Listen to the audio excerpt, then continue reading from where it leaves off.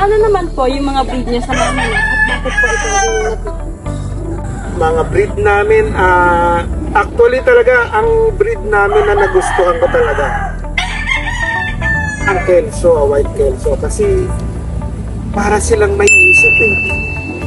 Mayroon sila talaga na mentality na warrior. Tapos yung iba naman, minimix na namin with sweater and McLean. So, we are only few breed here. Siguro nasa 4-5 lang yung bloodline namin kasi ayaw ko ng mas maraming bloodline. Ang nagiging sanhi kasi ng maraming bloodline, nagiging chapsuy ang manok. Halo-halo. Mix na. So, hindi mo na malaman talaga dahil kung ano na yung characteristic niya. So, sabi ko sa handler ko, sabi ko sa aking breeder, we need to focus on 4 to 5 bloodlines. And then, yung sinimula namin yon, meron kaming records ng percentage ng mga winning line and doon namin pinarami yung mga manok. White Kelso from Idol B-Boy. Shoutout natin sa Idol B-Boy. Champion siya ng 11 Cat Derby sa Montalban. Sobrang galing ng ating Idol B-Boy. At lahat naman siguro kayo nakarating na sa farm ni Idol B-Boy, ba? Sino kasama sa farm ni Idol B-Boy? Yan, lahat sila. Nasa laki ng farm. At latest siyang champion sa 11 Cat Derby sa Montalban. And then si Dan Miller yung rally. So, yan. Yung mga manok natin dyan, generally, 90% yan. Bloodline ni Idol B-Boy. Firebird Game Park.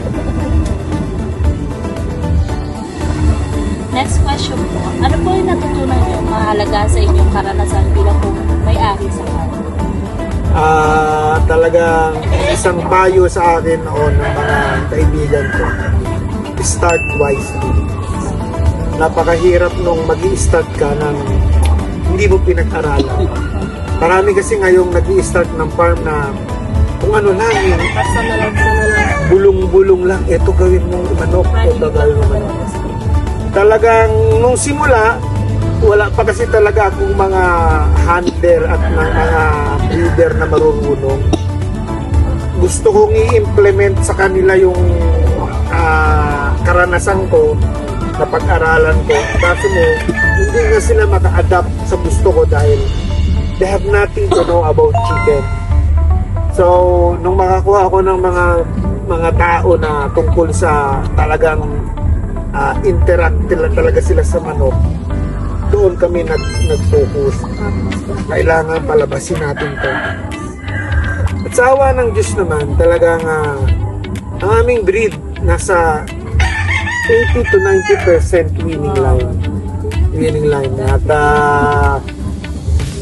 patuloy pa rin kaming nagbi-breed ngayon dahil mayroon kaming bago ngayong materyales. Yung galing din kay Idol B-Boy ang super sweater. Sana maging mataas din ang percentage. Pag nagustuhan mo ang aming videos, don't forget to comment down there at piliin ninyo kung anong gusto nyong video na aming susunod. And don't forget to like, subscribe, and follow para sa susunod naming video mag-enjoy kayo. Bye-bye!